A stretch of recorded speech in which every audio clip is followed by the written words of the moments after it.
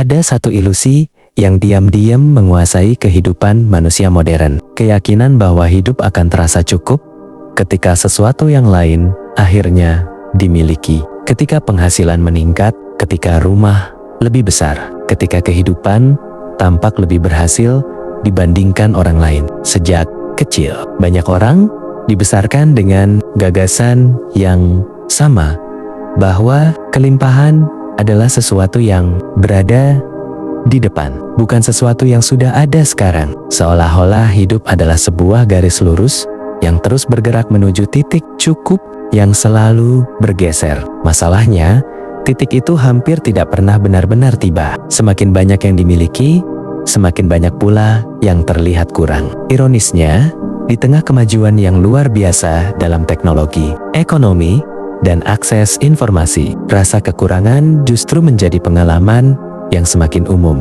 Banyak orang hidup dengan lebih banyak fasilitas daripada generasi sebelumnya, tetapi hati mereka tetap terasa sempit. Inilah paradoks kehidupan modern. Kelimpahan materi tidak selalu menghasilkan rasa cukup. Disinilah dua tradisi kebijaksanaan dari dunia yang berbeda bertemu dalam satu kesadaran yang sama, tradisi stoikologi dan tradisi tasawuf. Keduanya, meskipun lahir dari latar belakang yang berbeda, mengajarkan sesuatu yang sangat radikal bagi cara hidup manusia saat ini. Kelimpahan bukanlah hasil dari memiliki lebih banyak, tetapi dari cara melihat hidup dengan lebih jernih. Dalam tradisi Stoa, para filsuf seperti Epictetus dan Marcus Aurelius memulai kebijaksanaan mereka dari satu pengamatan sederhana. Sebagian besar penderitaan manusia tidak berasal dari kenyataan itu sendiri, tetapi dari cara manusia menilai kenyataan tersebut. Manusia seringkali menempatkan kebahagiaan pada sesuatu yang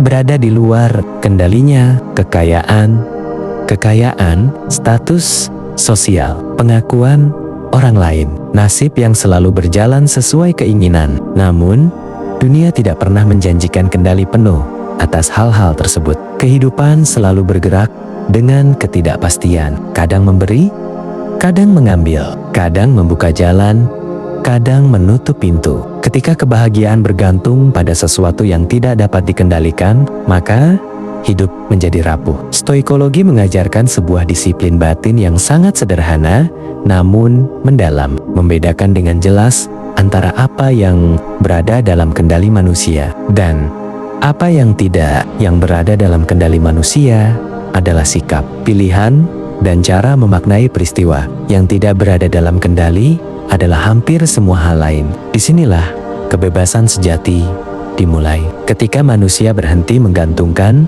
rasa cukup pada sesuatu yang tidak dapat ia kendalikan, ia mulai menemukan ruang batin yang lebih luas. Ia tidak lagi menjadi tawanan keadaan. Namun, kebijaksanaan ini tidak berhenti pada pengendalian pikiran saja. Tasawuf melangkah lebih jauh ke dalam wilayah hati. Dalam tradisi spiritual Islam, para sufi memandang dunia sebagai tempat di mana manusia seringkali kehilangan kesadaran terhadap karunia yang sudah ada. Hati manusia mudah tertutup oleh keinginan yang terus bertambah. Salah satu suara yang paling kuat dalam tradisi ini datang dari penyair sufi besar, Jalaluddin Rumi. Dalam banyak puisinya, Rumi mengingatkan bahwa manusia sering mencari sesuatu yang sebenarnya sudah sangat dekat. Ia menggambarkan manusia seperti seseorang yang berjalan jauh untuk mencari air, padahal ia berdiri tepat di samping mata air. Tasawuf menyebut keadaan ini sebagai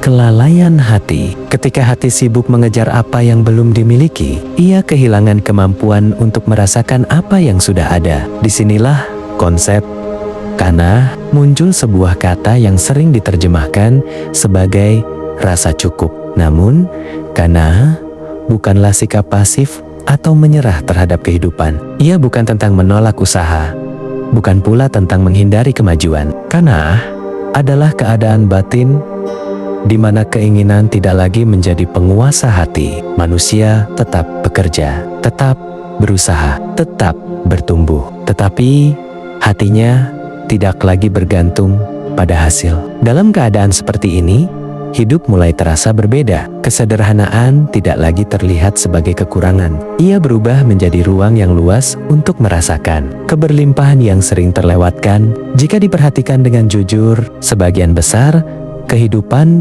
sebenarnya sudah dipenuhi oleh hal-hal yang sangat berharga, hal-hal yang sering dianggap biasa karena terlalu dekat. Udara yang bisa dihirup setiap saat, tubuh yang masih bisa bergerak, pagi yang datang dengan cahaya baru, percakapan sederhana, keheningan yang menenangkan. Hal-hal ini jarang dianggap sebagai keberlimpahan karena manusia cenderung hanya menghitung apa yang bisa ditambahkan ke dalam hidupnya, bukan apa yang sudah menopang hidupnya sejak awal. Stoikologi mengajarkan sebuah latihan mental yang sangat penting. Melihat kembali apa yang sudah ada, siuliala itu bisa hilang kapan saja. Latihan ini mengubah perspektif secara drastis. Ketika sesuatu dibayangkan sebagai sesuatu yang bisa hilang, nilainya tiba-tiba terasa jauh lebih besar. Kesehatan bukan lagi sesuatu yang biasa. Waktu bersama orang-orang terdekat bukan lagi sesuatu yang sepele. Kesempatan untuk hidup hari ini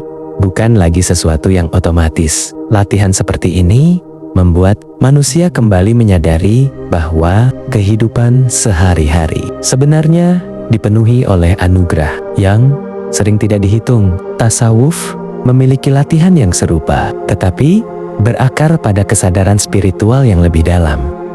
Syukur. Syukur bukan sekadar mengucapkan terima kasih. Syukur adalah cara memandang dunia. Ketika hati dipenuhi syukur, dunia yang sama terlihat berbeda. Yang sebelumnya tampak kecil menjadi berharga. Yang sebelumnya dianggap biasa menjadi istimewa. Syukur memperluas ruang batin manusia, dan di ruang batin yang luas itulah rasa kelimpahan tumbuh. Masalah terbesar manusia bukanlah kurangnya karunia dalam hidup. Masalah terbesar manusia adalah ketidakmampuan melihat karunia itu. Pikiran yang terus membandingkan kehidupan dengan kehidupan orang lain membuat apapun yang dimiliki terasa kecil. Dalam dunia yang dipenuhi oleh gambaran kehidupan ideal, rumah mewah, karier cemerlang, perjalanan tanpa akhir, kesederhanaan sering dianggap sebagai kegagalan. Namun stoikologi mengajarkan sebuah kebenaran yang sangat membebaskan. Kehidupan yang sederhana justru memberikan ruang terbesar bagi kebebasan batin. Ketika kebutuhan hidup menjadi sederhana, ketergantungan terhadap dunia juga berkurang. Ketika ketergantungan berkurang, ketakutan pun ikut berkurang. Dan ketika ketakutan berkurang, manusia mulai merasakan sesuatu yang sangat langka di zaman modern, ketenangan. Tasawuf memandang kesederhanaan dengan cara yang hampir sama. Para sufi sering menggambarkan hati manusia seperti wadah. Jika wadah itu dipenuhi oleh keinginan yang terus bertambah, tidak ada ruang untuk merasakan kedekatan dengan Yang Maha Memberi. Namun ketika keinginan disederhanakan, ruang itu kembali terbuka. Di ruang itulah manusia mulai merasakan bahwa kehidupan sebenarnya telah dipenuhi oleh keberlimpahan yang tidak selalu berbentuk materi. Kedamaian adalah keberlimpahan, kesehatan adalah keberlimpahan, waktu adalah keberlimpahan, kesadaran adalah keberlimpahan, dan yang paling besar dari semuanya adalah kemampuan untuk melihat semua itu. Pada akhirnya, belajar melihat kelimpahan di tengah kesederhanaan bukanlah perubahan keadaan luar.